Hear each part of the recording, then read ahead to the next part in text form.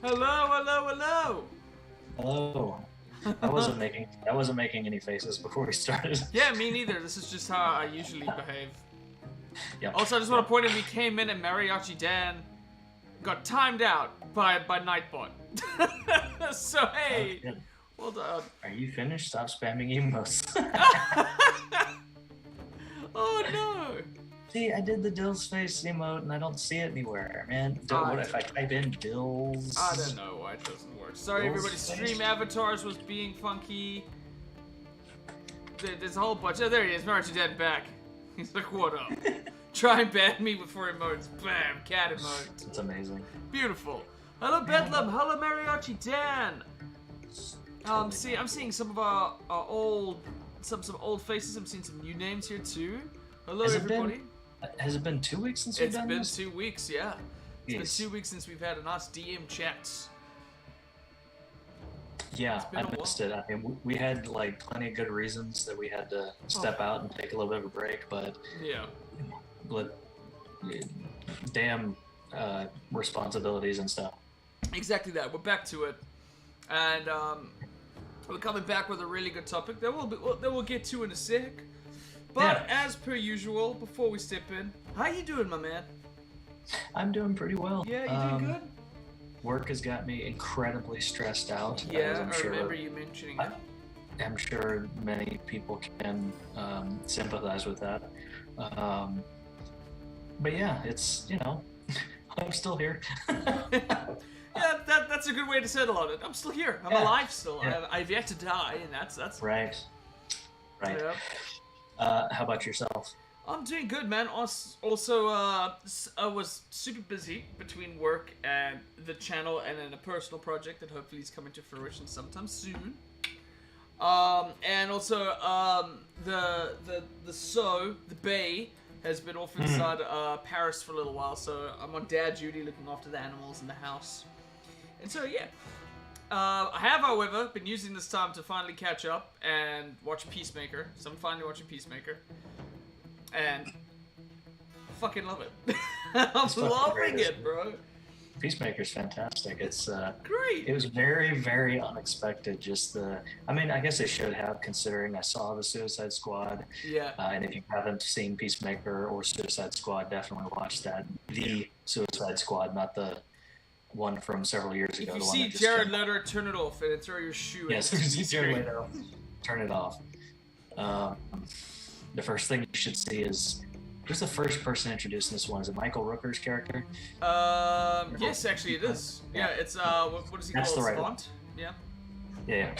So, yeah, it's but Peacemaker, it has it's the same tone because it's James Gunn again. Yeah. And I think he wrote both of them. He did, yeah. He wrote Peacemaker during COVID because he was so fucking bored. He was like, I'm just gonna. Peacemaker seemed kind of cool. I like that. And he wrote a whole season, and he's like, this is never gonna get made. And the people that he showed it to, I forgot the name of the exec behind it, but he was all about it, and he was like, okay, John, are you want to shoot a series of Peacemaker? And of course, John Cena was like, yes. And Mariachi Dan, you are right. The best intro, I think, that I've seen to a show. The intro is fantastic.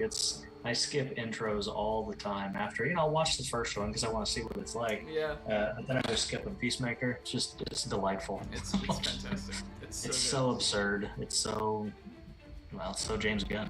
Yeah. I mean that in the best way. Yeah, in a James Gunn fashion. Yes. Yeah. Yes, I haven't loved everything that the man has done, but he's done a lot of great stuff. But he does. Yeah. Bedlam's already singing it. I'm not gonna lie to you, on the way to work today, I was jamming out to that in the car. And I was like, alright, I'm ready to go fucking work. Alright. Oh man. So, I believe today our topic is actually a plant. Right, we had an individual, a regular watcher, Riptide, suggested today's topic. I was going to the brain trust and saying like, oh no, I don't know what to talk about tonight. What am I gonna do? And of course, gracious friends that I have are like, "Hey, I was just curious about this." I was like, yes. I'm sure he saw right through it. But yeah, well, before we get in, usually I ask about how you feel things went in that's sessions correct. the other day. Yeah.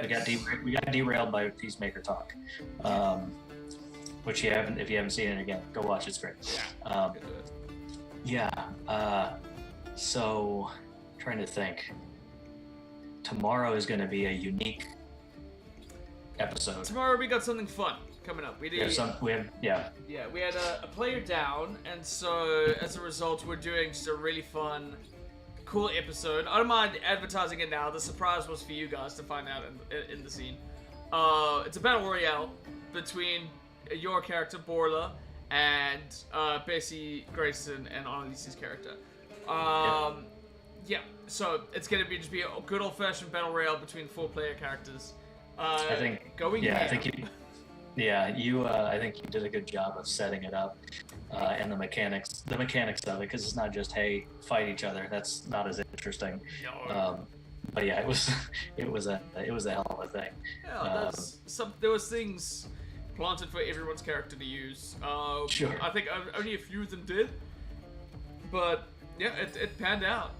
It panned out really great. We had a fun time, and she got intense. That was probably the most number one. That is the most I've seen everyone pay attention to their features and their traits. Oh yeah. People were on an uncanny dodge this and this and this and this and this spell, and like people were like, now we're remembering our abilities. Okay. Well, that's good. I mean, it's real. Nothing but combat for that.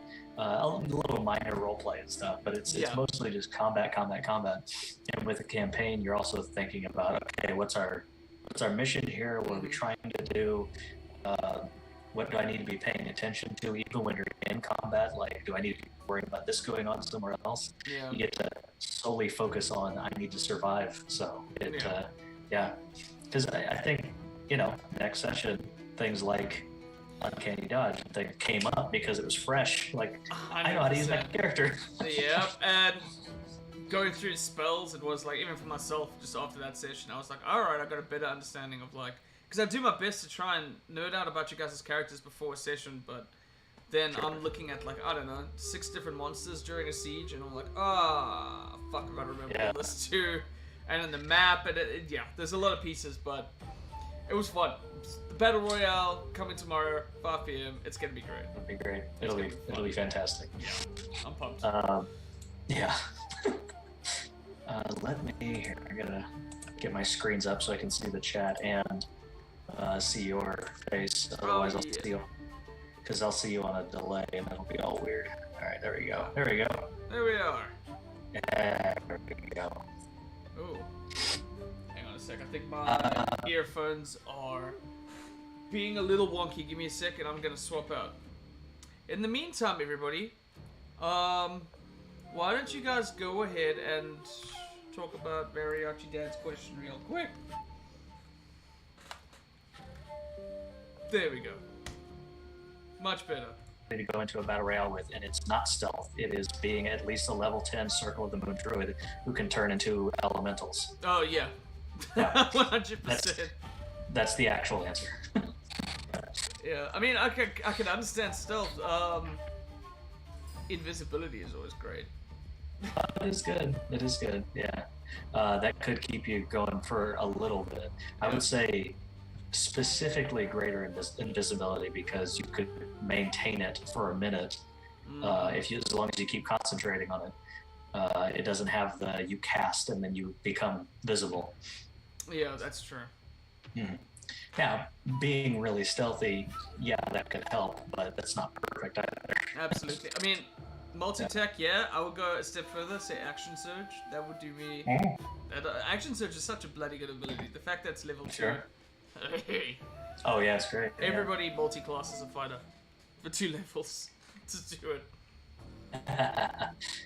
Definitely. I definitely thought about that as I could do the thing that a lot of barbarians do, multi-class in the fighter for those action surge, but I was like, nah, I'm not gonna go with the obvious that everybody does. I'm basing it more on the character.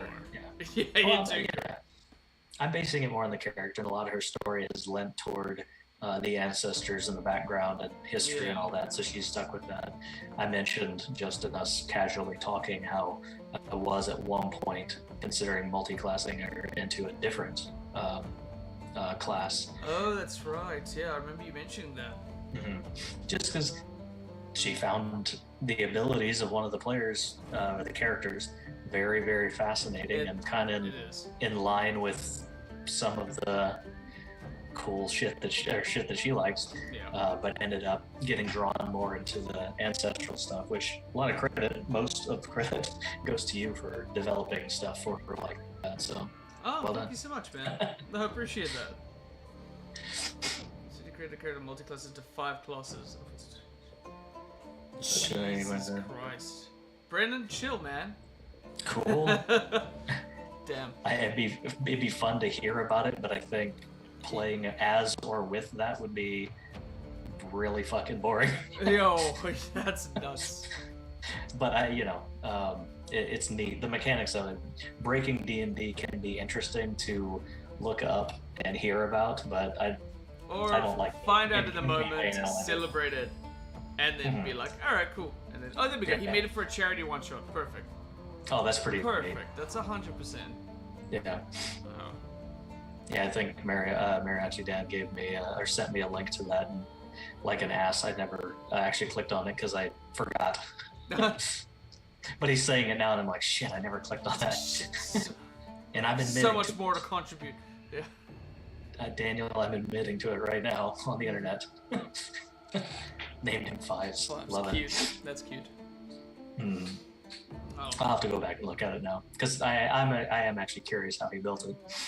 Yeah, like thoroughly interested. Oh, hello. Okay, never mind. I got a package. He sent it to me when it was 6 a.m. my time. Well, that makes sense. Oh, don't be sending him stuff at 6 a.m. Mariachi! What's wrong with you? Man's still up working. So yeah, what were we talking about? Oh yeah. So the question. Brennan? I think we're talking about Brennan, yeah? We're talking about Brennan. Well, we're going to go back from Brennan. Brennan's an extremely entertaining and very intelligent guy. He's a very divisive figure for sure. I don't know. I think he's fucking great. Oh yeah, I love him. Let's see. But yeah, so when you were talking to Riptide. See if Riptide's in here. Yep, he's hiding in there. Yeah, Riptide 257. Yeah, he put up a question, and I thought it was interesting because it's one of those that doesn't have one answer. Oh yeah. I think it depends on the DM, it depends on the player, it depends on the type of campaign. There's a lot of factors that go into it. Yeah. But essentially, what his question is, how do you decide as a DM how much of like the world to disclose to players as you're preparing? So it's just kind of a session 0 question. It's kind of a building a character's background question. It's do you kind of have them go in blind and do their own thing? This is my background, and you as a DM just try and work it in. Yeah. Do you tell them, okay, you would know these things and these things and these things, keep those secret? How, I guess broadly, how do you go about that as a DM? Yeah. And like I said, I don't think there's one for sure answer about that. I think it varies greatly. Yeah, from DM to DM and from campaign to campaign. Yeah. You know, I would imagine there's different processes for different things, like, or for different settings. But this is a really cool topic because immediately there are 2 different things that come to my head that are very much related to our Icewind Dale campaign. Okay. On this particular topic. But yeah, like Mariachi did, like you said, yeah, it depends on the players and the characters. When we were getting together to do, we had our little session 0 of Icewind Dale, and everyone kind of discussed about the characters that they would like to play. I got 2 different experiences, and it was based entirely on the players. Both were new players. One was Gabe, who is currently on a side adventure. We'll be seeing what happens with Atara at some point in the future. Who made a ranger, Beastmaster Ranger, And another one is our beloved Bessie Joe Hill, who plays the Blood Hunter of the team. And so, Bess was kind of brand new to it. She loved the idea of being a Blood Hunter. She really wanted to give that a shot. And so we sat down, and she was like, talk me through this and whatever. And I was like, all right. So imagine kind of like a witch hunter, or those type of guys. These guys that kind of form into this own particular cult before they start venturing out and vanquishing evil, becoming the monster to kill the monster kind of thing. Yeah. And we're in before we even got to like the level 3 and the subclasses and stuff that she wanted to take, because that was something I set down very clearly for session 0. We all started at level 2, but I was like, please let me know what subclass you want to take, because it's something that I would love to look for a story reason to try and create. Sure. Yeah, and so when it came to Bess, before we even discussed level 3, she was like, I really have no idea, like, a basis to kind of create a character, like, at all. Like, how do we go about this? And I was like, all right, well, there's one particular resource inside Icewind Dale for Session 0, or a character creation. The DM selects a player at random, either at random or they choose it, to get a secret. And there are several secrets inside Icewind Dale that you can give a player. The one that I handed off to her, spoilers if you haven't caught up, it was called Pirate Cannibal. The Dark Duchess is like this area, this ship that has been crashed into the side of the Sea of Moving Ice. She was a member of, it says like you're a member of that in order to survive. You ate like one of your crewmates or whatever before you got discovered. And so I was like, well, I just drew this. What do you think? And she was like, oh, fuck yeah. And so we just kind of built it off of there. And then from that point, she started researching her name. Obviously, she chose Donner for, the obvious reason, the famous cannibal family. And then Bonnie, and Bonnie Marie, who was a famous female pirate back in the day. And then she started building up a whole crew of it. And then she was like, all right, so what would a blood hunter do on a pirate ship? She was like, all right, well, maybe I don't know, anything that's kind of haunted or treasures or things like that, that could be my job. And then she lent into the Ghost Slayer as a result. And then from that led to that whole entire, I was like, well, I guess we're starting off in East Haven, because there's the White Lady Inn. Ronaldo talks to ghosts. There's a seance that happens at that inn every evening, and she's going to become a Ghost Slayer.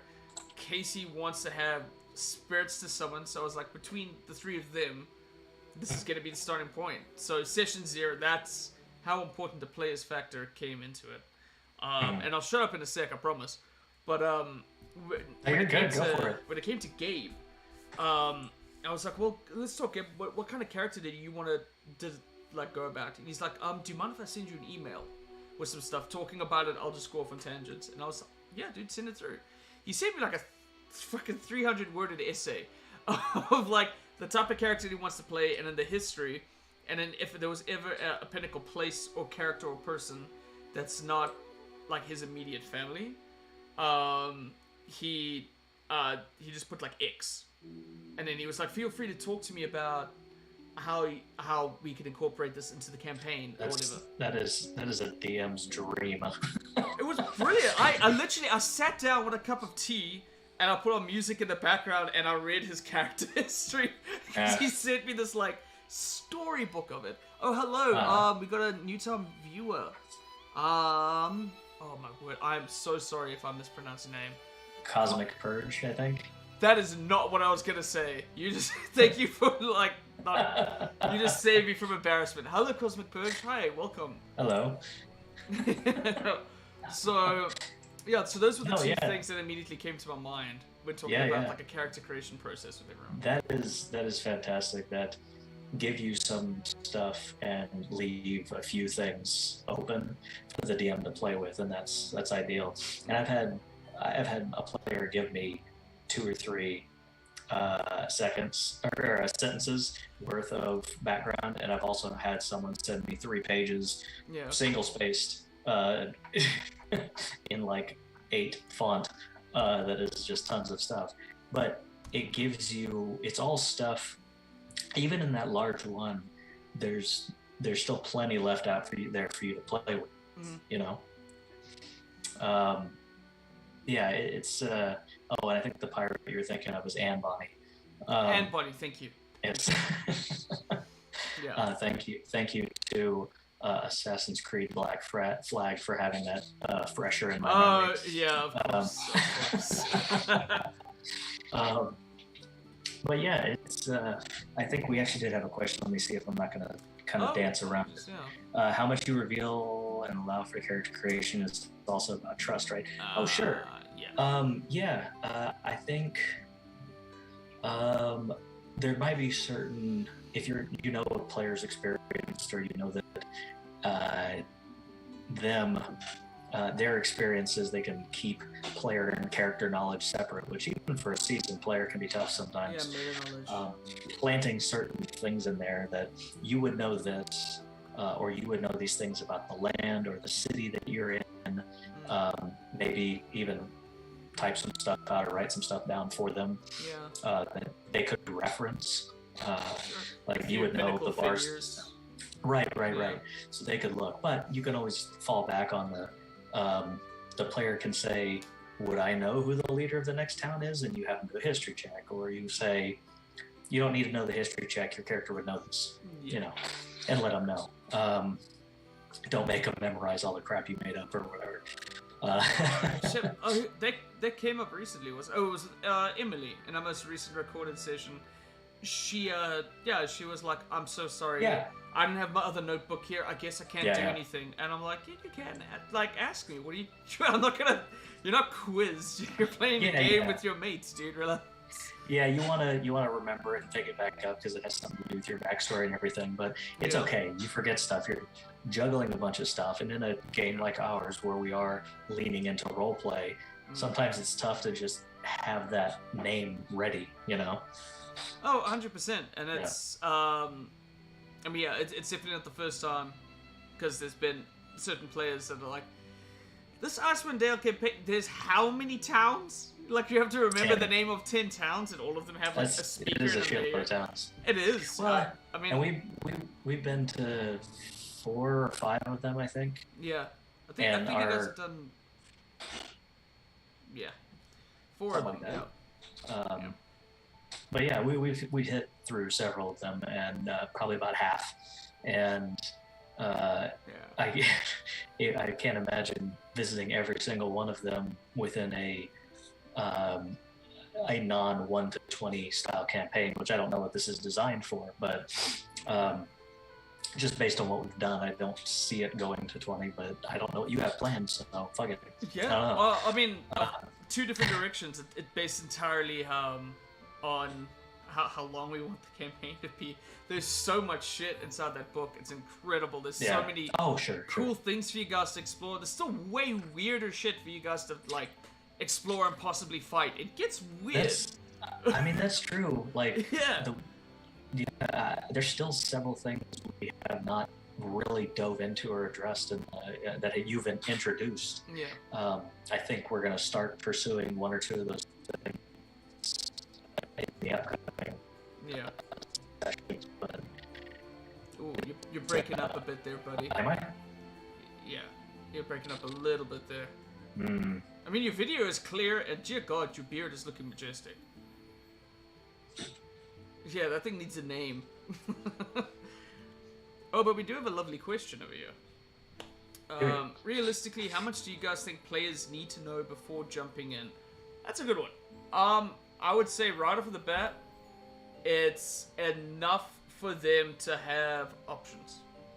Like, justifiable options. Like, how much about this world is influenced by whatever kind of mythology, or give them...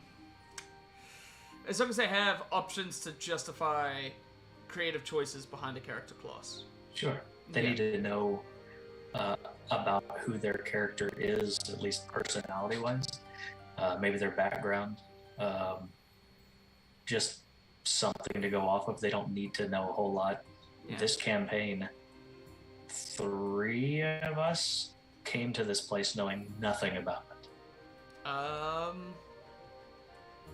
Yeah. for the most part, and I think it was like, 2 or 3 of us. Then there was 2 others that were like, yeah, we've been here for like a few weeks, maybe. Yeah. There was one local.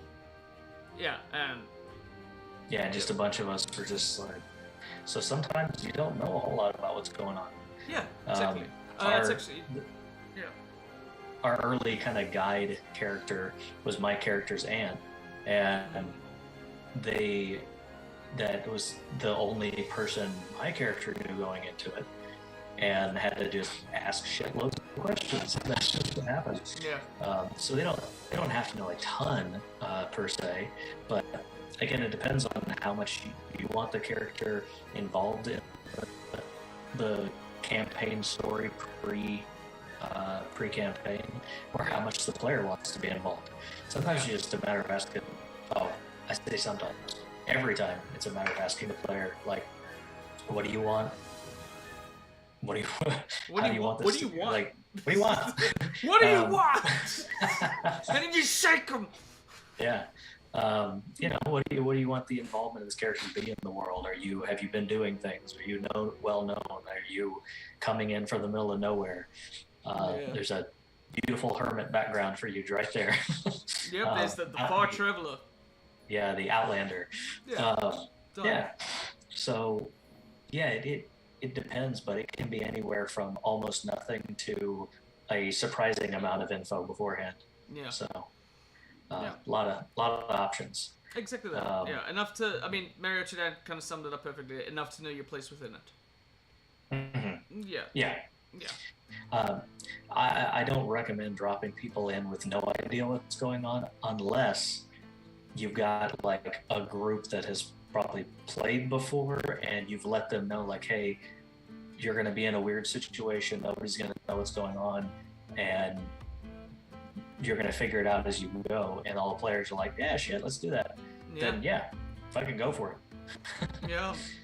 So that's like what a lot of the, like, running a one-shot is. It's like, okay, you've got your little character backgrounds, it may or may not play into anything. Yep. And this is where you are. And sometimes there's usually a pre-game, all right, you're all in a tavern, you know each other because you did one job together, you killed some rats or something. Yeah. There we go. Because on a one-shot, you don't want to do a ton of team building in the moment, because then the session will last for 8 hours. Yeah, exactly that.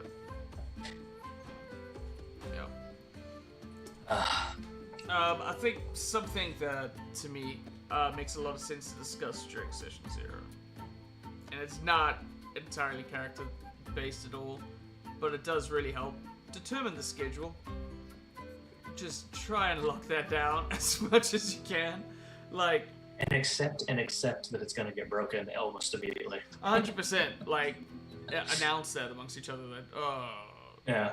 Probably it's a soft Sunday 7. Sure. Like, yeah.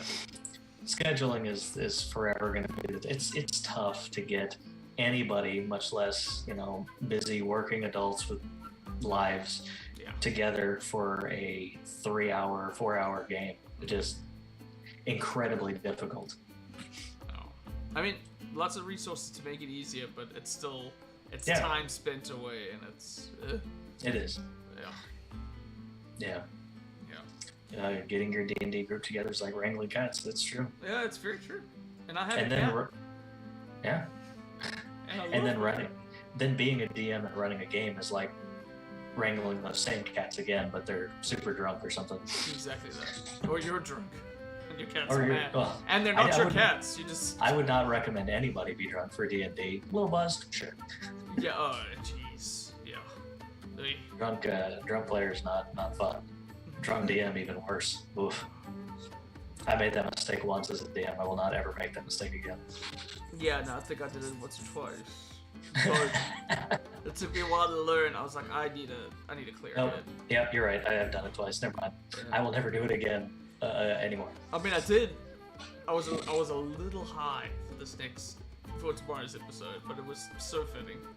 Oh yeah. Yeah, because I mean, my job was like, I don't fucking know. Let's see what you guys do. It was perfect. Fair enough. Yeah. Fair enough. Yeah. I guess that makes sense, I suppose. Yeah. You handled it well. It was a lot of fun. I recall a lot of laughing. My cheeks hurt by the end of it. I was, yeah.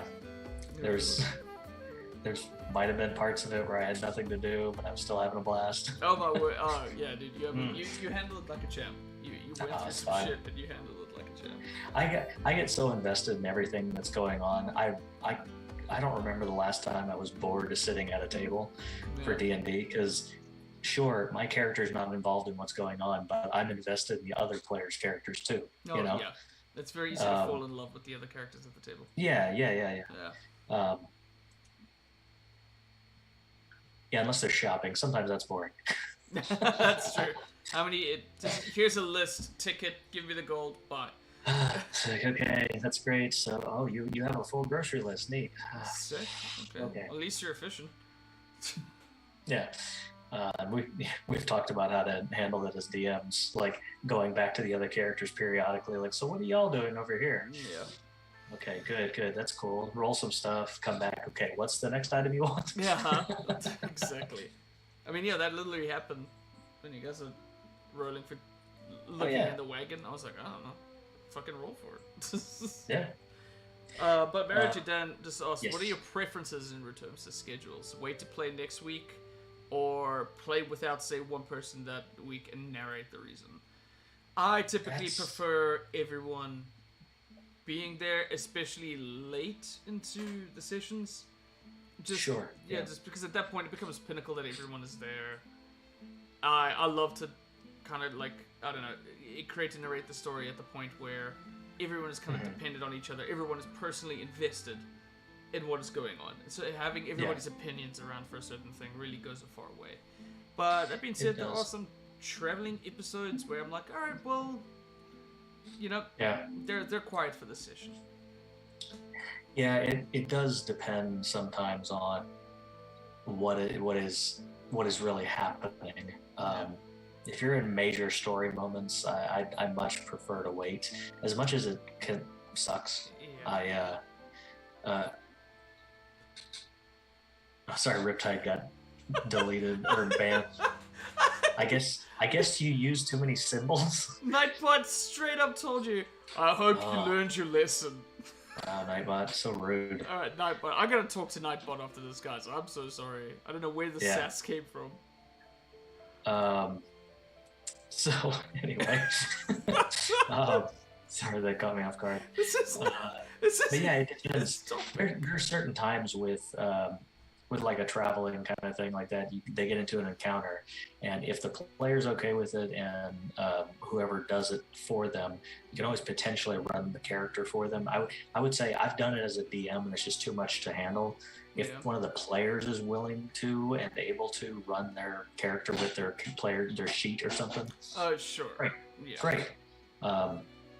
But there are times where you can narratively remove them from it. I've had, even though it didn't make a whole lot of sense, I had an initial attack knock out one of the players and just not have the enemies attack them. That's cool. It's very transparent DM, just kind of moving them off to the side, but you know, we don't want to overcomplicate things. It's just a roadside encounter. Absolutely. Yeah. So it was an extended ellipses. Okay. I didn't like you putting in so many periods. Yeah. Got it. Nightbot went to Oxford, so don't you ever disrespect it by putting more than 3 dots, bro. That's true. It's unnecessary. You're just being obnoxious at that point. You really brought that on yourself. Yeah, absolutely. Let me see. I'm just seeing if there's another questions. Keep sending our bard to do our shopping. She is perpetually unwilling to pay list price for items. Yeah. I mean, if you're good at convincing people to stuff, I mean, why not haggle a little bit, right? Yeah, why not? It's another reason to have a face on your team. Mm-hmm. Yeah. Just keep in mind that you can't, unless your DM runs a game like this, just because you rolled a natural 20 doesn't mean you're getting a bunch of free shit. No, for the love of God.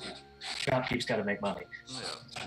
Also, I'm all about batch discounts. Like, you buy a bunch of shit, maybe you get a discount. Yeah, that's very true. That's just good shopping principles, man. Also, Cosmic Purge mentioned earlier that they had a role-playing session without any combat, and wasn't the biggest fan of it.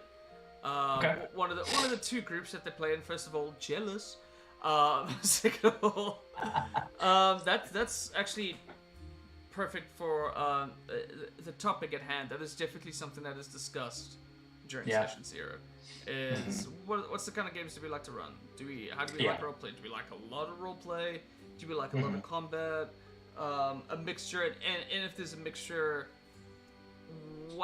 what's kind of on par for both? Yeah. Do we want to have like large scale combats? Are we interested in that kind of thing, or are there any topics roleplay wise that maybe we would like to refrain from or focus on alternatively? Yeah. It's important. Yeah, being clear about that. And I've noticed that sometimes even if you do set out with an idea or like that, well, we want to stay a little bit more heavily combat oriented, less role play, things like that. You'd be surprised how a lot of times the table still ends up getting into role play situations. Or maybe they want to role play more, but they end up picking fights with everyone. So you got to read the table a little bit. And again, when there's the heavy role play stuff, if it doesn't involve everyone, as a DM trying to dip over to what other people are doing during something, even if everybody's in the room and they're all engaged talking to someone, but like 2 or 3 of the players aren't saying anything, it's still not a bad thing to, in a moment after whoever they're talking to, if it's a bad guy or a town council member or whatever, say like, so while they're chatting about this, is there anything you're looking for, what you're thinking about, what you're trying to do? And then maybe like, well, yeah, I'm looking to see if we're being watched from the top of the buildings or something, and it gets that player back engaged with it. So there's little things you can do as a DM to keep everybody going and involved. But I mean, if a lot of role play just isn't your thing, I mean, maybe it's just not your thing. That's very true. I mean, teach them. It's a game that can be taken multiple of ways, so it is nice to have it. Also, shout out to Adventure Gaming 01. Thank you for joining us. Appreciate you popping in. The rules in the chat, I think, kind of get notified right off the bat, but feel free to ask questions, tell us stories. It's very much an open thing. This isn't like a did you know? We just like to nerd out. These are we're mostly we're just giving our opinions and stuff like that. Exactly. So, and it's their opinion, so we can't be wrong, right? It's the internet, bro. Alrighty. Let's see. We get every time mariachi dances, I had a DM that would I want to just be like, Casey. This would have been me. This would not have been me. I had a DM that would run every session with a set structure. There's always one small combat, one large combat. There's a P. I called it sitcom. I was literally just about to be like, that sounds episodic. Like, is there a hook within the first 5 minutes? Yeah. Does he get your attention? You cut to the intro. As a generic structure for a session, that's pretty good. If you have a small combat, you have a bigger combat, you got some story and RP movement in between. I would say, generally speaking, I mean, if you're reading right out of the playbook and that's what you're doing every game, I could see how it would get a little predictable and the players start to know how to conserve their resources for things, and they'll know, okay, we're going to do that, and then we're going to get a long rest, so I can use a couple spells here, save my big ones for the big combat. But I don't know. I think that I think even as a DM, I feel like that would get repetitive and a little boring. But maybe it's just to take the pressure off themselves. Like that, it's easier for them to run a game where they know, I'm going to do this, I'm going to do this, and we'll fill it with these things. So maybe that was them making it a little easier on themselves. I don't want to. Most likely there's a sort of a blueprint structure that you can go about and fill it in, which could be, I don't know, somewhat beneficial to, like, I don't know, future planning as to like where you guys are going, what to feed you information wise and things exactly. Yeah. It is. There's something I wanted to mention earlier. Speaking of Session Zero and backgrounds, that is as a DM a great opportunity if you do want to feed in direction for the party, campaign wise, because if one character has like this background where it pings on them when they meet somebody, like, oh shit, that's this person from my past. You can kind of guide, not fully railroad them in that direction, but make them go, wait a second, we need to look at that. And as a DM, you've enticed them in the way you would like them to go. But, absolutely, But character backgrounds and little bits of information are great ways of doing that. Absolutely, yeah. Like that's why I like people that have got like divine powers, divination, and scrying and shit. Because man, you can feed so much little. 100%. Hey, you should go here. How many druids have dreams that they wake up and are like, oh, I need to go? Yeah. Just a fun way to do that. This was it was vigilante. Oh, so you're talking about I think I guess that makes sense that he would structure it that way, because this was the DM that would do all combat completely theater of the mind. So he'd keep track of everybody and all enemies in his head, and we'd all have to kind of try and remember where about we were. And he would say, okay, you were about 50 feet back at this time, so you can do that. So if that's what it took for him to do that, I was a new enough player not to recognize what the fuck was going on. Yeah, I mean, at that point, bro, that was like my second time ever playing, the second campaign ever to play, so I was still a newbie, you know. Congrats, and that's very impressive. I definitely learned some stuff from that DM, so I think back on how he ran sessions and played with bringing new ideas into the game, not just because I think I mentioned before he had this interesting kind of not tarot cards but a fantasy card reading thing that I thought was very interesting. Yeah, where he had us kind of make up a story as we went. It was a neat little tool. I thought it was fun. Absolutely, yeah. Well, another thing that's great to discuss right off of the bat sessions here is like homebrew rules, because a lot of people treat flanking differently and inspiration, how that applies, and yada yada. So yeah, that's another great thing. Like right off the bat. That is definitely all the technicalities and stuff. I highly recommend trying to get those out there early on session 0 before you play. But keeping in mind, and hopefully the players are on the same page and okay with it. Sometimes you can, like, the way this is functioning, maybe we should do this differently, and here's why I think that. I wouldn't go about it as I'm the DM and y'all are beating me too much, so I'm going to change this mechanic. Players might not take that as well, but I've had to do some of that with my players. But in the same respect, they've argued technicalities with me, diplomatically argued. Had a discussion about it. They're like, no, this should be this way, don't you think? Because how this, and I was like, you know what, shit, you're right. That's actually a good point.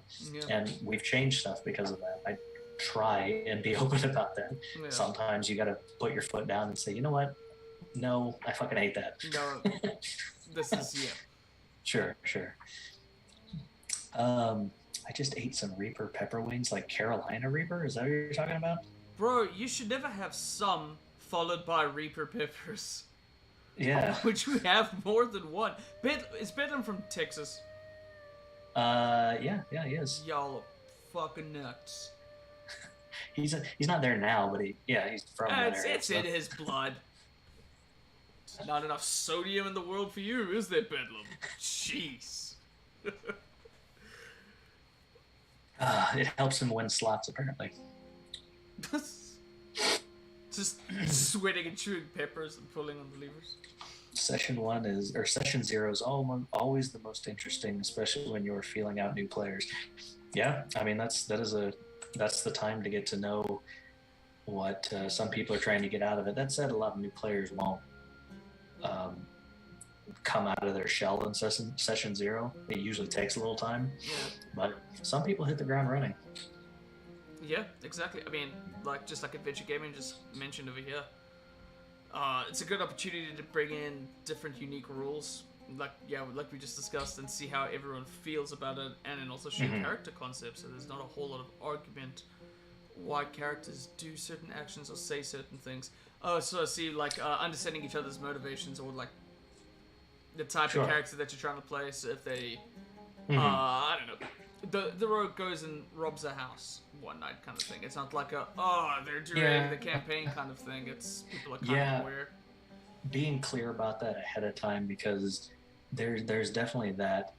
I got bored, so my character would totally go be an asshole. That some happened. Or whatever. Yeah, and if you're okay running a campaign like that, if the players are okay acting a little crazy, I mean, shit, go for it, have fun. It's a damn pretend game, and you didn't kill a real person. You killed an NPC shopkeeper named Frank. You know, Frank. May he rest in peace. But, you know, you talk about that kind of thing ahead of time. You know, let players know, like, hey, how do you feel about, you know, inter-party conflict and things like that. You know, you want to be careful that people don't take certain things like that overboard. Yeah, that's also a very good point to be like, hey, maybe my character's argumentative with people. But, yeah. We've had some arguments with some of our characters in our stream, and because everyone is playing a character, and everybody at the table has varying levels of acting experience, all more than I do, but they're chill doing that and playing it in character, and when the camera turns off, we're like, that was great. I mean, yeah, there was a moment of actual conflict, butting heads, and be like, this might be the moment we throw hands and one of us walks away kind of thing. Yeah, there was an actual offensive spell cast against another player. Yeah, like a fucking one, bro. It was in the moment, you know, appropriate for what was happening, and both of the players handled it fucking beautifully. It was great. It did. I mean, there's a lot of trust at the table, and it's nice that, I mean, it's lucky of us that we all kind of know each other. Yes. You know what I mean? Like, we were mates, and we played together before we even started this campaign. And everyone there is just wonderful people. So, so I would not recommend having that kind of thing happen if you don't know who you're playing with. Because it's not going to go over well. Oh, like, hey, message the player beforehand. You know, being like, hey, there's some tension between us. I did that with he was a fighter, and I was a rogue kind of thing. We were playing Curse of Strahd game on Roll20, and he was kind of like very much trying to be, I don't know, he very much, I'll use the alignment, he was leaning towards lawful good, and yeah, my rogue kind of had this really rough idea about how to help a character that was being tortured by Strahd. But it was very out of left field and kind of fucked up in a certain way, but it was like, this will literally solve a problem. And I'm leaving it inside your hands if you want it to be a thing, but the fighter overheard it and immediately started, he was like not okay with the type of person that it was. And like immediately after the game, I get a Discord message, hey dude, love playing with you, just want to make sure that, you know, it was the character thing. And I was like, no dude, I love it. If this escalates, please know that there's going to be no tension. I'm down. If this ends up with me dying, I'll gladly make a new character, bro. It's 100%. So that kind of like openness is just something you get a character at session 0. Be like, talk to the DM, talk to your other players. Like, it's okay to check in. The person that's not okay with checking in, odds are they're the person that's going to be the problem at the table. Yeah. Yeah. And that's great, especially playing in that way, not with people that you know. That's a pretty unique experience. It's pretty cool. There we go. Yeah, so Adventure Gamer just mentioned it. That's what my character would do. The delightful quotes that you hear. Yeah, if you have to say that, then you did something stupid. That's what my character could do, is just ammo that you put into your dick gun. Yeah. That's all it is. And rule number 1 is don't be a dick. Rule number 1, it's so simple. Rule number 2, don't be a dick. Rule number 2 is remember you're in a fucking party. Exactly. Say no spin-off solo series. Say Peacemaker. If you're a dick, Yeah, if you're a dick, you're gonna run off and do your own shit every fucking session Yep. and derail stuff just because you're bored. My character would do this. Then you need to make a different fucking character. Yeah. There's a game called Gloomhaven. You can play 4 characters by yourself if you want. Go ahead, bro. Like, which is a really fun game. Gloomhaven is rather fun. I recommend it. Yeah. Mariachi Dan, we kind of started talking about it a little bit, but he had a question back there that's interesting because of how he frames it. What are some session 0 red flags for you guys? Like, I better get ahead of this moment. Now, red flags you notice along the way, I can name dozens. Yeah. But in session 0, noticing the problem. I'm trying to think of any that I've encountered. I mean, outside of like unsavory character choices of like. Oh sure, like. But maybe, like blaring obvious shit. You know what I mean? Yeah, like my history is I used to strangle babies or something like. How long ago? Describe these babies. I'm kidding. Were these babies being dicks? Yeah. Did these babies say that's what my character would do? Yeah, I don't know. Red flags for session 0. That's a toughie. Yeah, that's interesting. That's not the obvious. I mean, you could definitely tell if in session 0 someone is immediately hogging a lot of the attention and spotlight and talking over people and things like that. Yeah. Because session 0 may not include in the actual adventure or anything, but if they are diving into everybody's fucking conversation, talking over folks, that's a huge. Yeah, that's a kind of a. It's just a rude thing at the table if you're always interjecting yourself into other people's moments and scenes. Let everybody have their spotlight every once in a while, and you could potentially tell that in a session 0, potentially. Yeah, and I guess if someone's like just always correcting, I don't know, you want to create a Kalistar, but you're changing the whole quarry relationship to something else to match your class, or just another idea, maybe to match the homebrew world or whatever. Asking, can I do this homebrew thing I just made up over and over and over again? Oh my god, right? What if my character's half ASMR, half tiefling, half this, half that? He was born with 4 arms. It's a mutation, but now he gets a multi-attack with 4 attacks. Yeah. Or he can hold 2 two-handed weapons. Yeah. Bitches ain't Diablo. Shut your fucking mouth.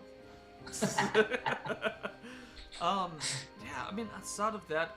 Oh wait, you know what? Any kind of creepy vibes, like I don't know, insistent on romances right off of the bat, kind of thing. Oh yeah, Stuff like that, yeah. I think is. That is one thing from session 0 you should always address. Is very good point. How do y'all like inside the party, like player to player kind of character kind of romance, or even NPC stuff? Like, how does everybody feel about that comfort wise? Exactly. Are you all comfortable enough with each other to role play that kind of thing, or do we want to just fucking not bring that kind of shit in here? Yeah, exactly that. That can go bad really fast. It can really fast. I don't know, especially if people are like. It can go. It can be great, but it can go bad really fast. It can. It's definitely something that should be respected. Yes. And yes. Not really danced around. Yeah. Yeah. I think that's a big one for me. Just and even if you want something like, say, as a player to happen naturally within a game, because it's just a game, I would say it's safer, more respectful to maybe talk to the player and be like, hey, so my character may have a thing for your character. Is that something you would be uncomfortable with? Because I can just fucking forget that. Yeah, exactly. Or yeah, just he takes it as a rejection and you'll move on, kind of thing. Yeah. Yeah, like be a fucking adult about it while we play this pretend game. Yeah, exactly. Like, I don't know. Sure. I mean, most of the stuff that we be talking about here that could possibly be a problem, 9 times out of 10 could just be avoided by just be comfortable reaching out to somebody. Yeah. You know, and Talk if to you're each other. like really nervous, approach your DM and be like, "Hey, I'm kind of nervous to address this topic. Yeah. Are you comfortable helping me out here?" Odds are your DM's gonna to help you out, man. Mm-hmm. Yeah. Yeah, actually, you know what? That brings up a good point. Something I think Adventure Gaming said earlier Oh yeah.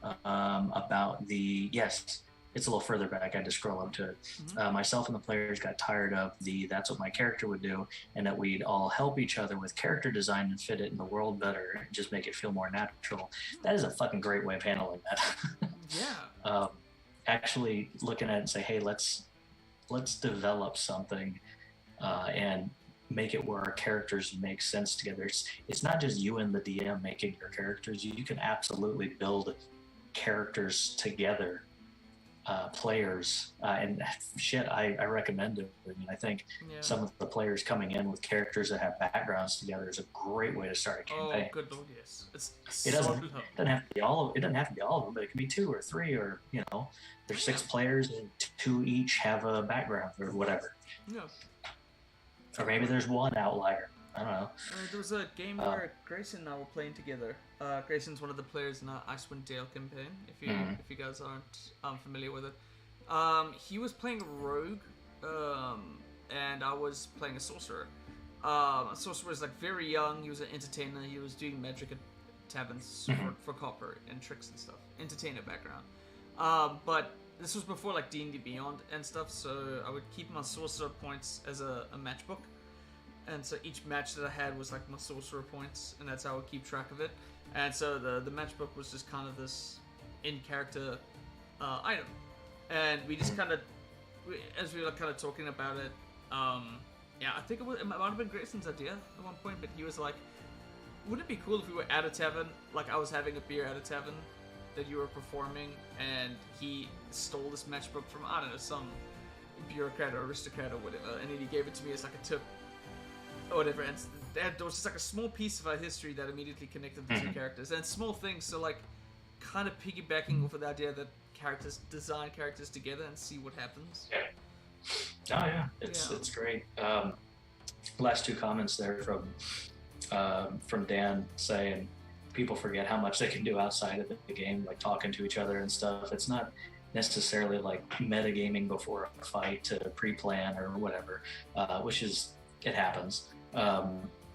But developing stuff as as players, like, hey, maybe we do this, or maybe our characters are going to go this way, or even in the middle of the campaign sometimes, like, I was thinking this, you didn't have an opportunity to role play it, but you have an idea for how the characters are going, and you talk to another player. Let the DM know, like, hey, we were thinking this, does this make sense? Want to go this way? Is that cool? Yeah. And then Yeah. 100%. I think that's great points. Oh no, Adventure Gaming, do I want to read this, dude? Another nice entry into the chat here from Adventure Game. I keep squinting like it's going to get better. The reason I'm squinting, so bright.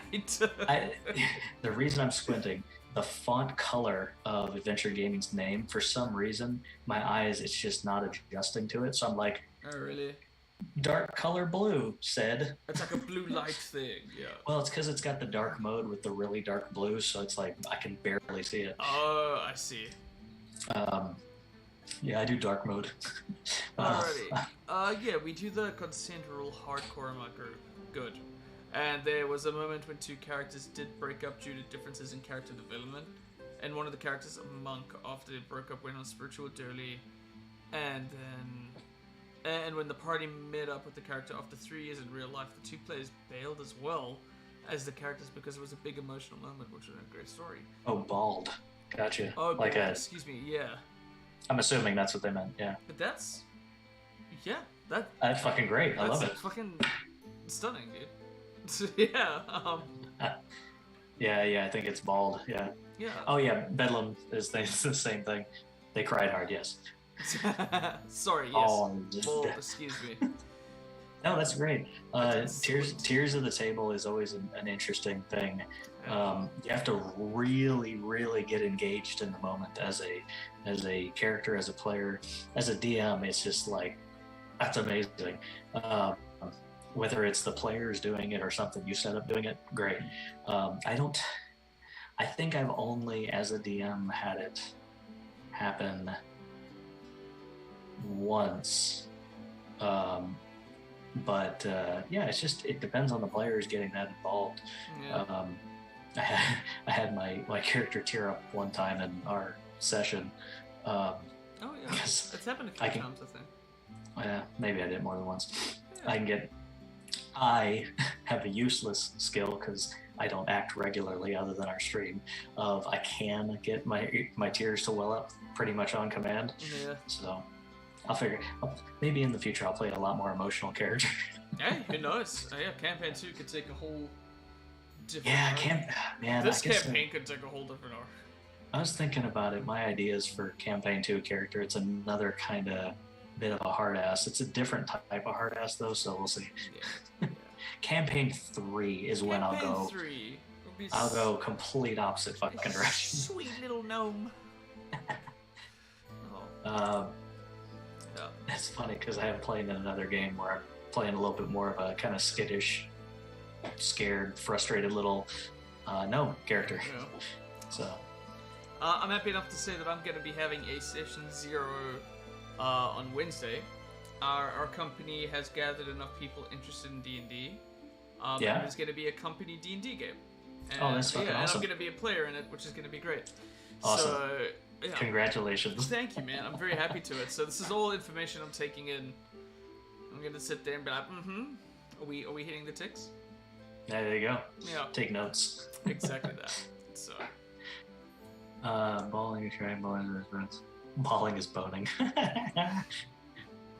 That's amazing.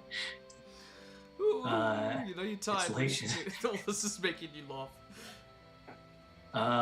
It's late and I'm writing a campaign for my 2-player group. Great. You know what? Hey. Good job. DM's getting to play and run games at the same time now and again. It's beautiful. Absolutely. I was only DMing for a couple of years there, and just I'm glad to be back in playing. Yeah, and I'm glad your other one. And running, yeah. Yeah.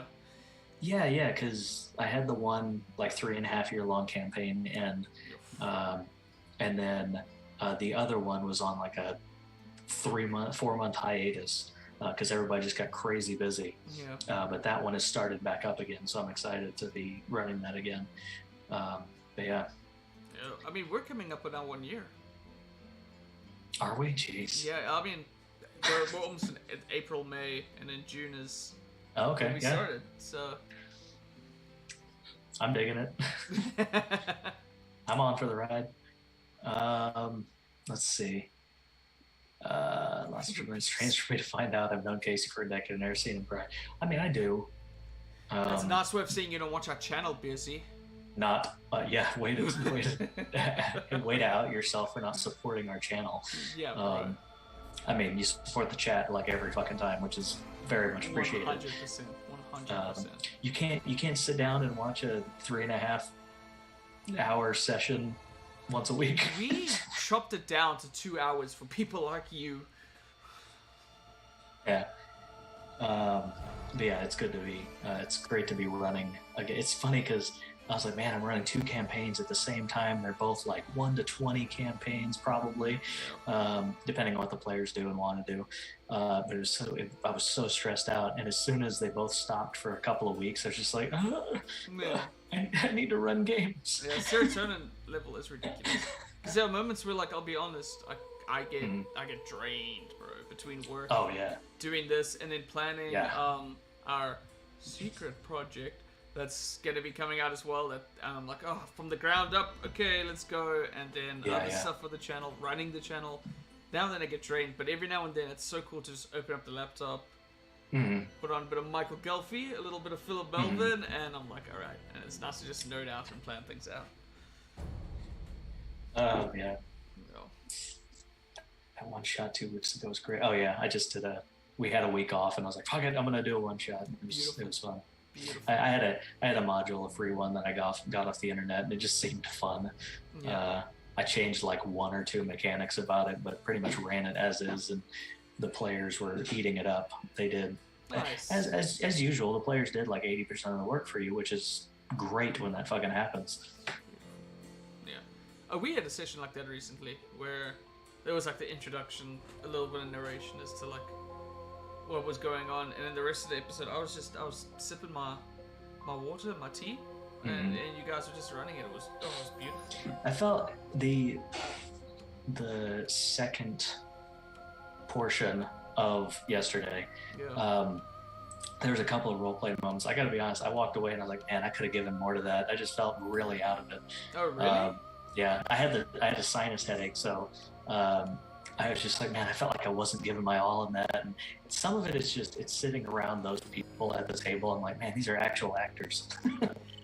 There's been a couple of times where I've been taken it, but Annalicia surprises me a lot. I think this last game, she surprised the entire table with one little moment. Well, it's just that woman has an absolute heart of gold, and I couldn't adore a person more. It's wonderful. Yeah. So every now and then you get to see a little glimpse of her soul. It's like, oh! I truly wish my character had been in the room for that moment when she was talking to Tobias. I was like, oh, that's so good. It was anyway. Yeah, I'm sorry, by the way, I'd just like to apologize. Looks like your last year's model. What the fuck is... Nightbot is so mean. I'm so sorry. I didn't program this sass into her. Man. Whole bunch of messages. Does it go back and delete all of the messages? Holy shit. It looks like you're like, stop spamming caps. I'm so sorry. I'm gonna sit down and have a solid talk with Nightbot. Nightbot's sassy for sure. Goodness gracious, Nightbot. Shit. Hold on. I saw a question back there. What's the longest single sitting you've spent on writing and working on a campaign? Wow. I'm coming up on close to, I don't know, 8 days for campaign 2 now. In total, like...